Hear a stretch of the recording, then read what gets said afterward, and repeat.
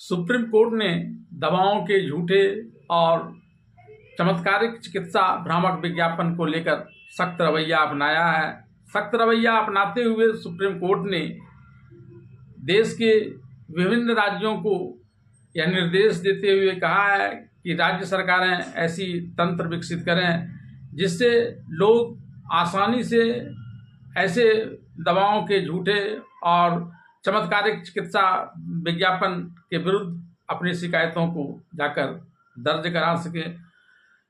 Supreme court ने राज्य की सरकारों से कहा है कि दवाओं के झूठे और चमत्कारिक चिकित्सा विज्ञापन अधिनियम बहुत महत्वपूर्ण है और इसकी महत्ता को समझते हुए राज्य सरकारें तत्काल कोई न कोई कदम उठाए। औषधि और जादुई उपचार आपत्तिजनक विज्ञापन अधिनियम के महत्व पर जस्टिस अभय एस ओका और जस्टिस उज्ज्वल भुइयां की पीठ ने मामले की सुनवाई की और वरिष्ठ अधिवक्ता सादान फरासत न्याय मित्र से अगली तारीख तक अधिनियम के कार्यान्वयन पर एक नोट पेश करने के लिए कहा। यह अधिनियम भारत में दवाओं के विज्ञापन को नियंत्रित करता है। यह उन दवाओं और उपचारों के विज्ञापनों पर प्रतिबंध लगाता है जो जादुई गुणों का दावा करते हैं और ऐसा करना उसे एक संज्ञेय अपराध बनाता है। जस्टिस ओका ने मौखिक रूप से फरासत से कहा कि उक्त अधिनियम के तहत सबसे पहले तंत्र स्थापित करना होगा। यह सबसे महत्वपूर्ण अधिनियमों में से एक है। अपना नोट रिकॉर्ड पर रखें। हम विशेष रूप से व्यापक निर्देश पारित करेंगे। हम पूरा तंत्र स्थापित करने का निर्देश देंगे। अभियोजन अवश्य चलाया जाना चाहिए। शिकायत निवारण तंत्र तो होना ही चाहिए। अगर कोई नागरिक शिकायत करना चाहता है तो वह कैसे शिकायत करेगा? हम कुछ समर्पित फोन लाइन या कुछ और बनाने का निर्देश देंगे ताकि लोग उसके जरिए अपना शिकायत दर्ज करा सकें। यह काम पहले ही से किया जाना चाहिए था। जस्टिस ओका ने फरासत से अधिनियम के प्रावधानों, इसके तहत आवश्यक अनुपालन और राज्यों और केंद्र शासित प्रदेशों में से लागू करने के लिए अपेक्षित तंत्र मौजूद है या नहीं, इस पर भी कोर्ट को जानकारी देने की बात कही है।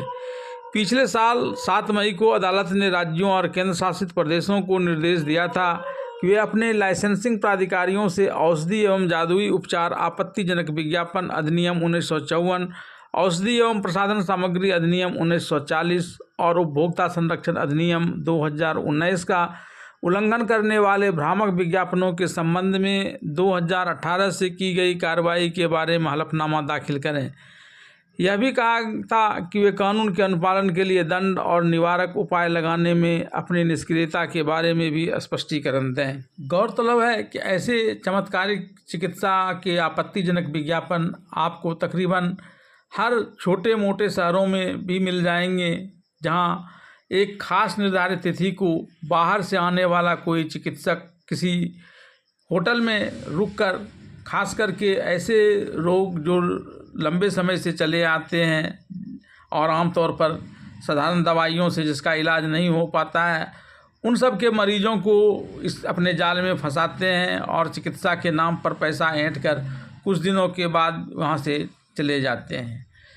इन जगहों पर इनके अपने एजेंट होते हैं जो उस खास तिथि जिस दिन जैसे चिकित्सक जो जादुई इलाज का दावा करते हैं आने वाले होते हैं, तब तक लोगों को इकट्ठा करते हैं और बाद में ये इस प्रकार से लोगों का पैसा लूट कर चले जाते हैं। लोगों का इलाज भी नहीं हो पाता है, क्योंकि लंबे समय से इलाज करा रहे लोगों में यह भावना कर जाती है कि उनका रोग ही लाइलाज है, तो इसमें चिकित्सक क्या करेगा, और इसी प्रकार की भावना भरकर ऐसे चिकित्सक जो जादुई अपने विज्ञापन देते हैं, जादुई उपचार का दावा करते हैं, लोगों को ठग कर चले जाते हैं और उस पर कहीं कोई कार्रवाई नहीं होती है।